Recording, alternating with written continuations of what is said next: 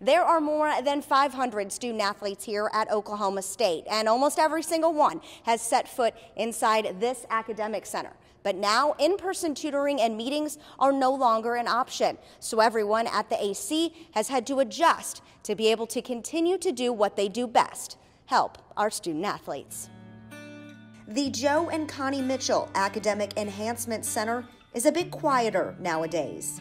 Rooms that were once filled with student athletes now sit empty.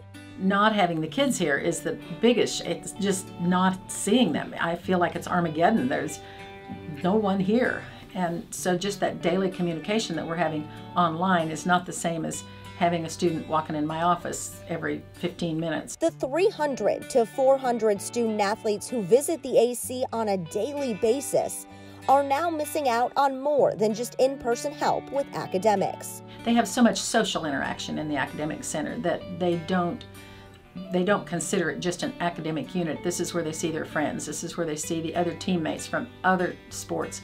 So it's sort of, I mean, the kids call it their home away from home. It's where they really socially interact with adults as well as the students. So it's a huge change for us, and none of us like it, but then nobody likes what's going on across the world either. Marilyn Middlebrook and her staff are working around the clock to help students adjust to online classes. We have an excellent staff, and the staff know these kids so well. There's at least one person who knows them almost like a brother, sister, mother, aunt, uncle, grandmother, something.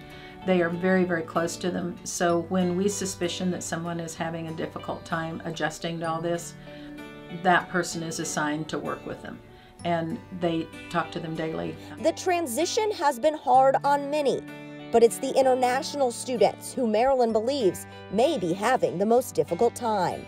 They may not have the appropriate delivery system that we need or that a faculty member needs. Some of the classes are actually taught live.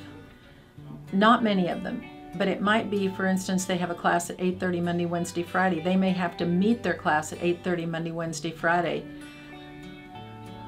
in United States time, Central Time for us. And if you're an international student, that might be sometime in the middle of the morning, 2 or 3 in the morning. So it's been a difficulty for our international students, definitely, technologically, and the delivery system itself and the time zone. There are also some students who don't have the access to the proper technology to help them be successful. Our students have depended on the AC because we have about 125 computers, double-screen computers that they work on, and they always have access to check out a laptop.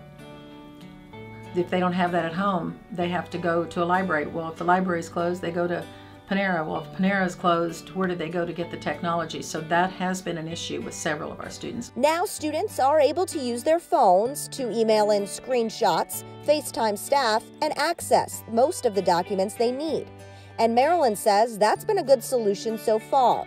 Now we can't forget about the seniors, who on top of all this are also dealing with the fact that their graduation ceremonies won't be happening at the end of this semester.